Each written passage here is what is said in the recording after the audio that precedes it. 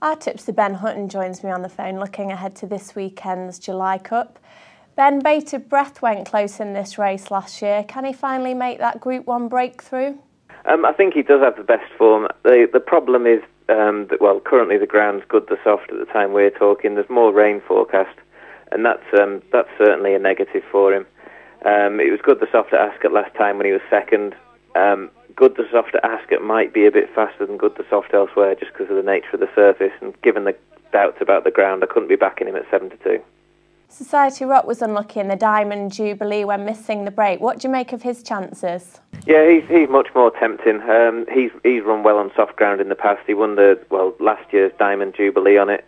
Then immediately after that, the Prix Maurice de Geest, he ran well on soft ground at Deauville to finish second to Moonlight Cloud, who, if she was in this race, would be a very strong fancy. Like you say, missed the break last time in the Diamond Jubilee, would have gone much, much closer if he hadn't. And I think he's got the leading claims. Slight worry is that he tends to save his best form for Ascot. But 8-1, I certainly wouldn't put anyone off backing him at that price. An Australian mare, Hortensia, disappointed in the King's Stand when favourite, but reportedly worked really well on the July course this week. Can she bounce back?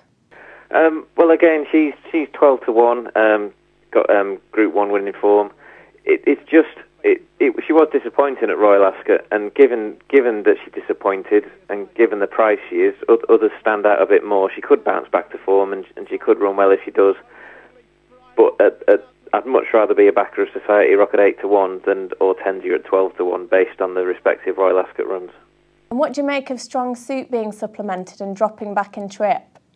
He's hugely classy. Last time out certainly wasn't his running at Royal Ascot.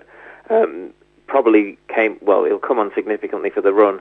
The only problem with him is that was on good to soft ground, and as a 2-year-old, his worst runs were on ground with cut in it. I think he's a top of the ground performer, so while he would have been extremely interesting if this had been on good or faster, I think I'll be bypassing him given the likely surface. And looking at the rest of the runners, is there anything at a bigger price that could be involved at the finish? I'm eyeing up Serious Prospect at 20-1. There's quite a bit of 20s available. Last year he won a listed race on soft at Doncaster, getting up late on, and he hasn't replicated that form so far this year until he is 7th at Royal Ascot in the Diamond Jubilee, beaten 2.5 lengths by Black Caviar, staying on late on, and hopefully the more testing ground on Saturday will just mean he can get a bit closer to the leaders come the finish and hopefully overtake them all. So the surface is a double positive for him. It'll possibly mean some of his rivals don't run to form, and it'll also make this more of a stamina test, which could bring him into the equation.